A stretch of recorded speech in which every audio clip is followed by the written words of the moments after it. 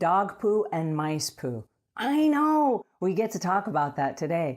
Hi there, I'm Angela Brown and this is Ask a House Cleaner. This is a show where you get to ask a house cleaning question and I get to help you find an answer. Now today's show is brought to us by housecleaning360.com. So if you are a house cleaner or a carpet cleaner or a window washer or a pressure washer or you clean swimming pools for a living, if you have any kind of service that services the home, if you don't already have a business fan page, run on over to housecleaning360.com and set one up, because we have droves of people that are going there now looking for all the people that service the home. So it's a great way to get more leads for your business. All right, housecleaning360.com. Thanks for sponsoring today's show, which is about dog poo and mice poo. Okay, so today's question comes from a bunch of irate house cleaners from all over the globe. I belong to this network group where people get to tag in with their frustrations about the houses that they clean. And there's a lot of stuff that goes on behind the scenes that I can't share with you because it's confidential. But one of the things that keeps coming up in conversation is homeowners leaving dog poo and mice poo for house cleaners to clean up. And they want to know, am I supposed to clean this up because this falls into the category of hazardous cleaning and I could get germs from it and I don't want to get sick and I don't want to clean up after their animals. Some of them have in their contracts that they don't clean up any animal feces. Now I know that's really gross, but if I was on my way out the door and at the very moment I was leaving and I was in a rush to go to the airport or to go to my job or wherever I was going and I saw a mouse get snapped in a trap and I knew there was a mouse there, I hate it. I wish I could stop and remove it, but my house cleaner's coming today. Maybe she'll clean and sanitize that area.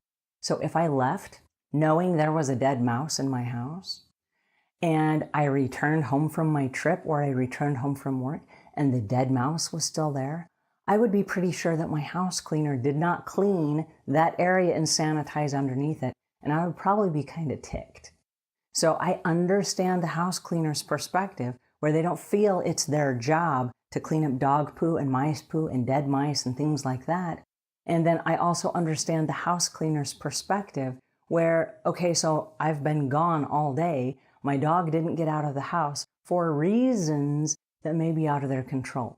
For example, maybe they have a dog sitter that was supposed to come over and let the dogs out, that for whatever reason, that person got in a car accident or something. They did not come over today and the dog pooped in the house. So I get home from my job and I find the dog has pooped in the house and the house cleaner has already been there but refused to clean up the poop. Okay, so I would clean it up and I would understand that the dog sitter did not come for the day, but I would also wonder why my house cleaner didn't go ahead and help me out with that. Okay, so I understand both sides of the story. And if you are a house cleaner and you refuse to clean animal feces, that needs to be in your contract with the homeowner so the homeowner is not surprised. Because as a homeowner myself, I would hope that my house cleaner had my back. And if they didn't, I need to know that in advance. Because there are some dogs that they'll poop on the floor and then they smear it all over, right? Or you have those little... You have those little roaming vacuums that clean up and they'll run over the dog poop and then just smear the dog poop all over the house, right? Those automatic little robotic vacuums. That's not cool. That's not cool if you didn't know the house cleaner wasn't going to clean it up and then at 6 o'clock at night the little robotic vacuum starts smearing it all over. That's not cool. Now I'd be really ticked with my house cleaner. So you need to have those rules established up front. My suggestion would be to this. If you are a house cleaner, be a grown-up. You're a business owner. What is it going to take for you to earn and keep the business of your homeowners? If there's dog poo, is it there every single time you come? Because if it is, then there's a problem. But if it's a once in a while thing, clean up the dog poo. If it's cat vomit, clean up the cat vomit. What, does the cat vomit every single day?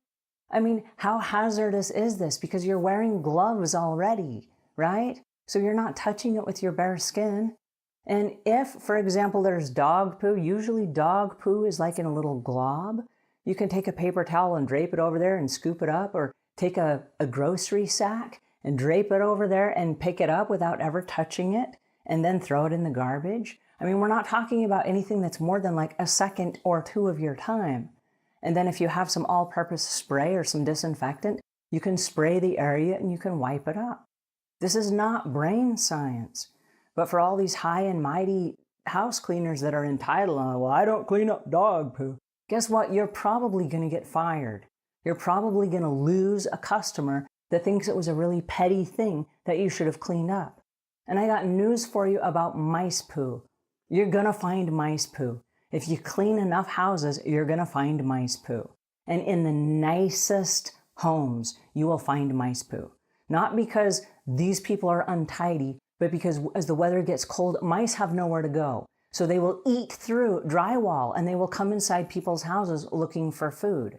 And while they're roaming around the house looking for food, if it's a really clean house, they're not going to find anything. But the mice is going to poo on the way because that's what mice do. They leave poo behind. And that's the catch, that you have a mouse in your house. And then you can set a trap and whatever, but somewhere in your career, you're going to find mice poo. And they're little drops. Mice don't leave big, huge clumps of poo. They're little drops. So you can either vacuum it up or you can sweep it up, and you can spray with your all-purpose spray and you can wipe down the area where the mice dropping was.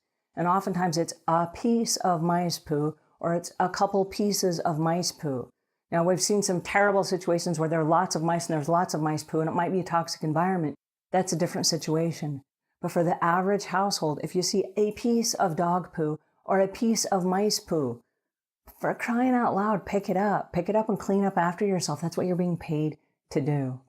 And if you don't do that and you refuse to do it, have a conversation with the customer so that when you leave it behind, you don't get fired. That's my 2 cents. Alrighty, until we meet again, leave the world a cleaner place than when you found it.